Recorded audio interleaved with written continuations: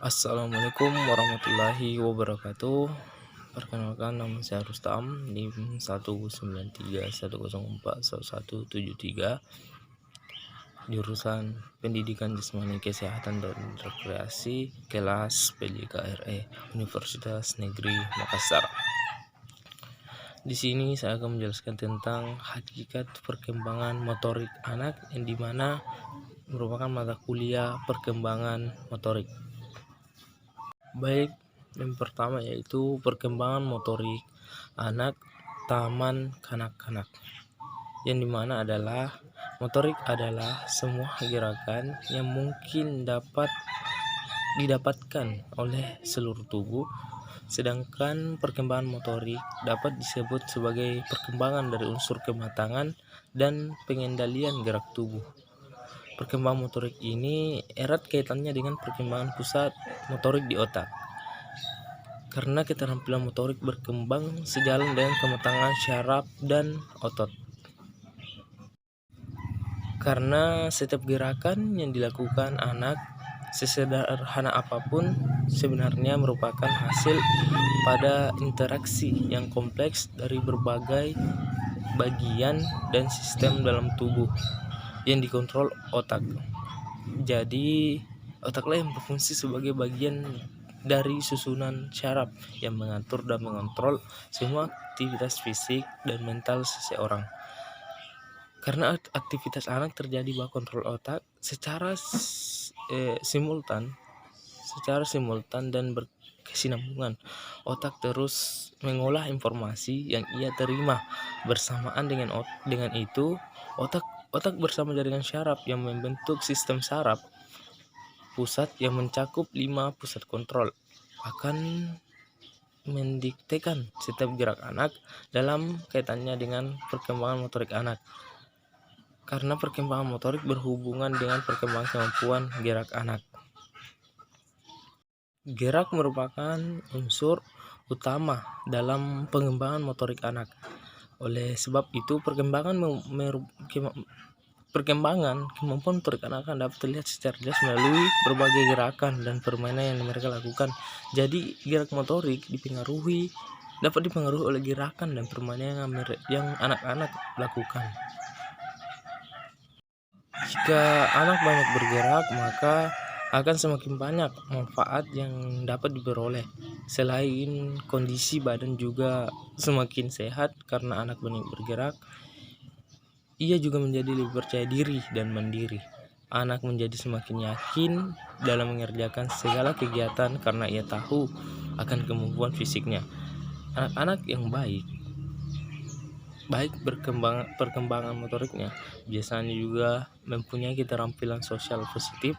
Mereka akan senang bermain bersama teman-temannya karena dapat mengimbangi gerak teman-teman sebayanya, seperti melompat-lompat dan berlari-lari dan lain-lain. Jadi secara langsung, pertumbuhan fisik anak akan menentukan keterampilannya dalam bergerak. Misalnya anak usia 4 tahun yang bentuk tubuhnya sesuai dengan usianya akan melakukan hal-hal yang lazim dilakukan seusianya, seperti bermain dan bergaul dengan lingkungan keluarga dan teman-temannya.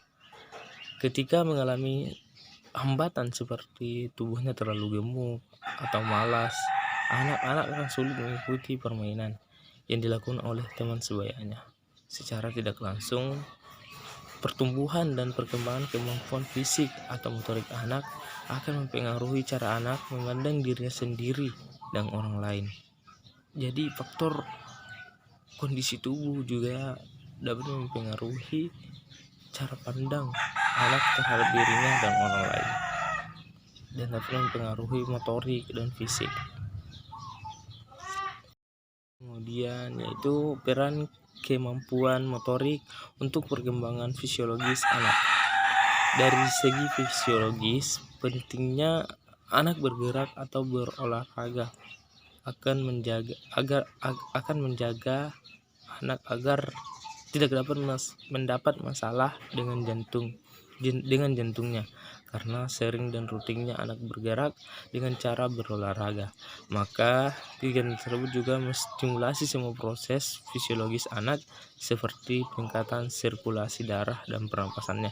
Jadi olahraga juga sangat penting bagi anak karena dapat menjaga semua proses fisiologis anak.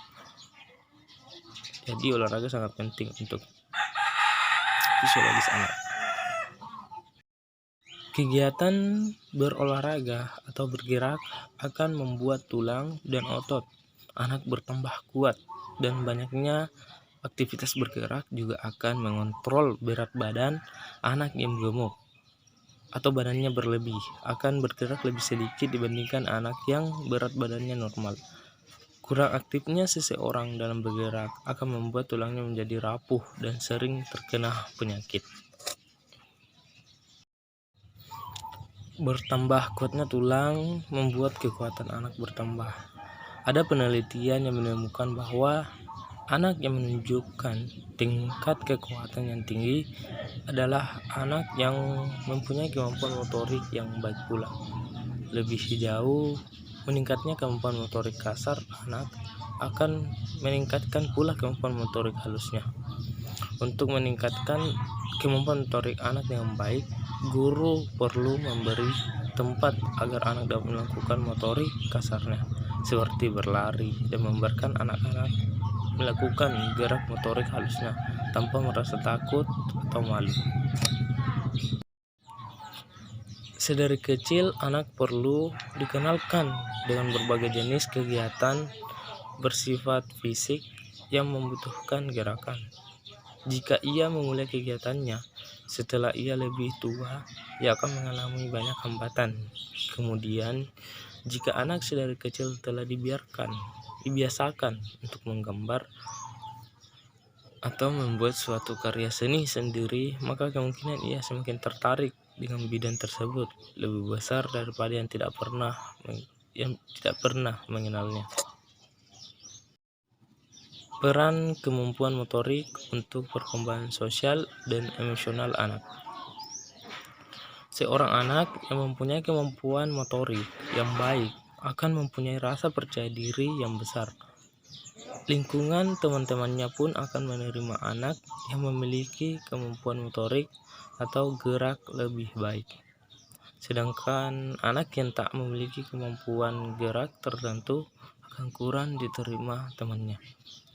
Penerimaan teman-teman dan lingkungannya akan menyebabkan anak mempunyai rasa percaya diri yang baik. Contohnya, seorang anak yang sedari kecil sudah belajar berlari atau menggambar.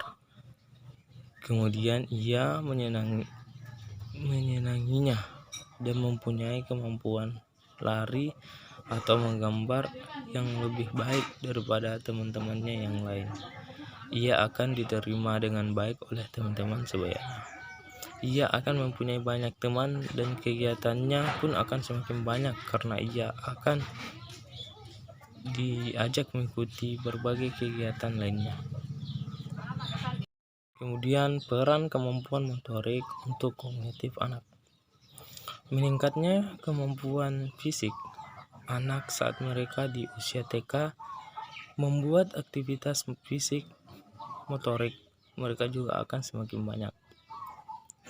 Tak heran jika anak-anak TK gemar sekali bermain tanpa mengenal lelah. Segala kegiatan anak selalu dilakukan dengan bermain. Bermain akan meningkatkan aktivitas fisik anak. Maxim 1993 menyatakan bahwa aktivitas fisik akan meningkatkan pula rasa keingintahuan anak dan membuat anak-anak akan memperhatikan benda-benda, menangkapnya, mencobanya, melemparkannya, atau menjatuhkannya, mengambil, mengocok-ngocok, dan meletakkan kembali benda-benda ke dalam tempatnya.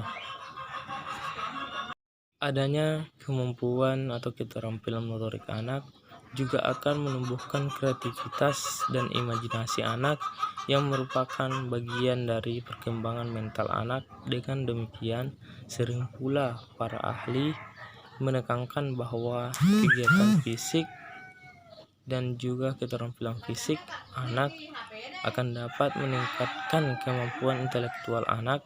Gerakan yang mereka lakukan saat bermain bermanfaat untuk membuat fungsi belahan otak kanan dan otak kiri anak seimbang. Belahan otak kiri akan mengatur cara berpikir logis dan rasional, menganalisis, bicara, serta berorientasi pada waktu dan hal-hal terperinci.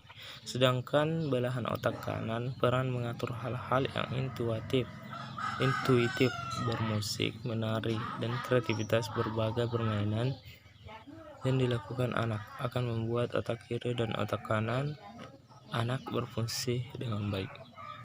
Di dalam tubuh yang sehat terdapat jiwa yang kuat. Kesehatan fisik seorang anak akan mempengaruhi pula kesehatan jiwanya, sehingga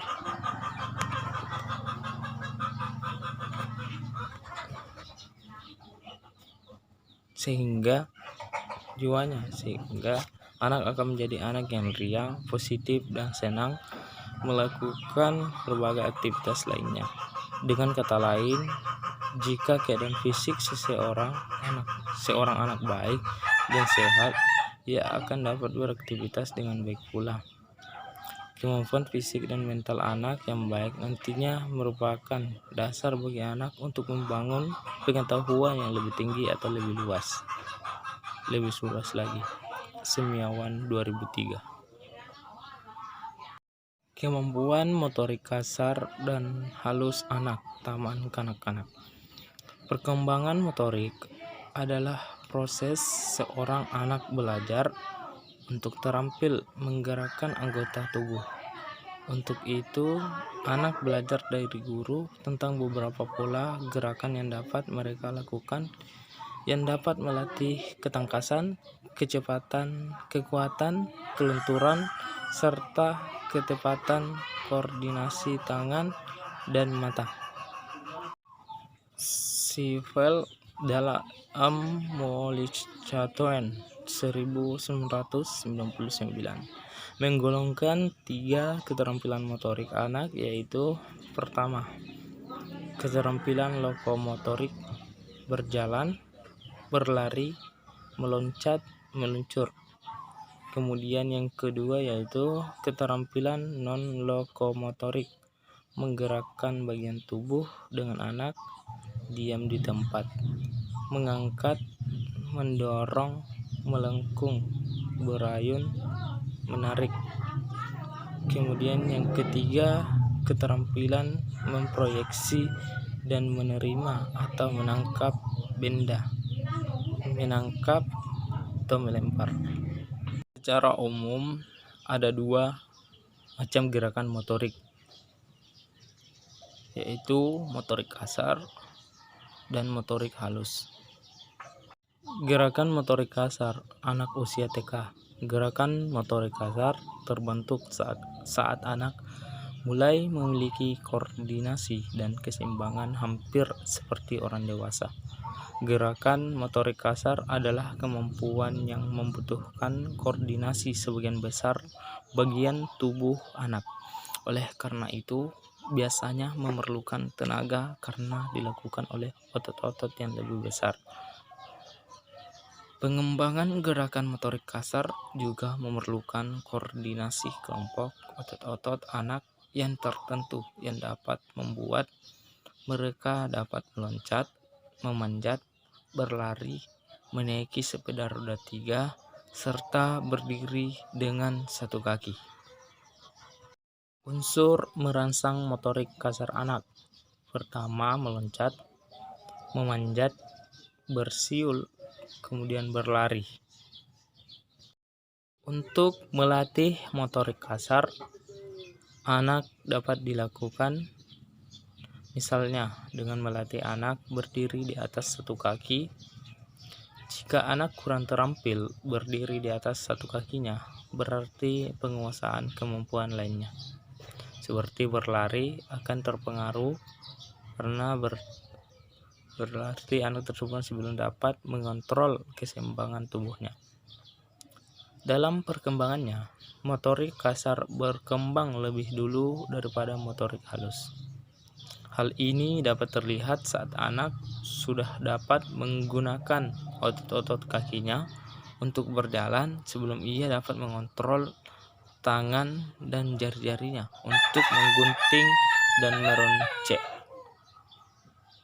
Gerakan motorik halus anak usia TK. Gerakan motorik halus apabila gerakan hanya melibatkan bagian-bagian tubuh tertentu saja dan dilakukan oleh otot-otot kecil seperti keterampilan menggunakan jari jemari tangan dan gerakan pergelangan tangan yang tepat. Oleh karena itu, gerakan ini tidak terlalu membutuhkan tenaga. Namun, gerakan ini membutuhkan koordinasi mata dan tangan yang cermat. Oleh karena koordinasi antar mata dan tangan sudah semakin baik, maka anak sudah dapat mengurus diri sendiri dengan pengawasan orang yang lebih tua. Gerak motorik yang terlihat pada usia TK antara lain: pertama, menyikat gigi, menyisir rambut, memakai sepatu, makan sendiri. Jadi gerak motorik yang terlihat pada usia anak TK ialah menyikat gigi, menyisir rambut, memakai sepatu, makan sendiri, yang dapat dilakukan pada usia TK anak. Berbagai gerakan motorik kasar yang dicapai anak tentu sangat berguna bagi kehidupannya kelak. Misalnya, anak dibiasakan untuk terampil berlari atau memanjat. Jika ia sudah lebih besar, ia akan senang berolahraga. Untuk melatih gerakan motorik kasar, anak dapat dilakukan misalnya dengan melatih anak berdiri di atas satu kaki. Jika anak kurang terampil di atas satu kakinya, penguasaan kemampuan seperti akan terpengaruh karena anak tersebut masih belum dapat mengontrol keseimbangan tubuhnya. Dalam melakukan gerakan motorik halus, anak juga memerlukan dukungan keterampilan fisik lain serta kematangan mental, misalnya keterampilan membuat gambar. Dalam membuat gambar, selain anak memerlukan keterampilan menggerakkan pergelangan dan jari-jari tangan, anak juga memerlukan kemampuan kognitif yang memungkinkan terbentuknya sebuah gambar. Misalnya, untuk menggambar lingkaran, anak perlu memahami konsep lingkaran terlebih dahulu sebelum menerjemahkannya dalam bentuk gambar. Contoh lain, saat anak berlatih bermain balok dengan menumpuk balok-balok kayu atau Lego, anak memerlukan keterampilan mengambil balok, dan juga anak harus mengetahui apa yang akan diperbuat dengan balok-balok itu. Perbedaan jenis kelamin berpengaruh pada perkembangan motorik anak TK. Anak perempuan lebih sering melatih keterampilan yang membutuhkan keseimbangan tubuh, seperti permainan melompat tali, skipping, atau melompat-lompat dengan bola besar, hooping. Sedangkan anak laki-laki lebih senang melatih keterampilan melempar, menangkap, dan menendang bola, atau berperilaku yang mementingkan kecepatan dan kekuatan. Anak laki-laki juga lebih senang berpartisipasi pada kegiatan yang melatih keterampilan motorik kasar, sedangkan anak perempuan lebih suka pada keterampilan motorik halus. Ada beberapa kegiatan yang dapat mengembangkan gerakan motorik anak. Misalnya, aktivitas berjalan di atas papan, olahraga melompat tali, renang, sepak bola, bulu tangkis, senam, bersepeda, menari, atau bermain drama. Kegiatan-kegiatan tersebut selain menyenangkan untuk anak-anak, juga dapat melatih rasa percaya diri anak. Baik, itulah tadi beberapa penjelasan mengenai materi hakikat perkembangan motorik anak. Saya akhiri sekian dan terima kasih. Assalamualaikum warahmatullahi wabarakatuh.